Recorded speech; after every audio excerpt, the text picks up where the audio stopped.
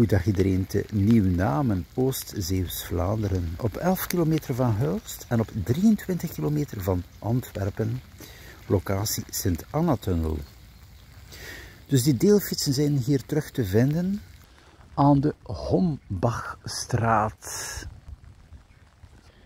Natuurlijk via de applicatie opnieuw heb je al informatie over het aantal kilometers dat je nog kan fietsen. Hier zie ik ook de gewone niet-elektrische deelfietsen. Ja, dat gebeurt ook wel vaak.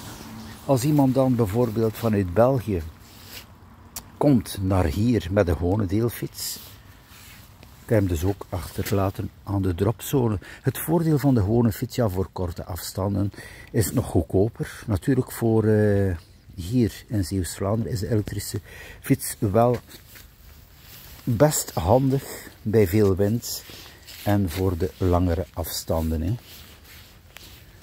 Dus heel eenvoudig opnieuw.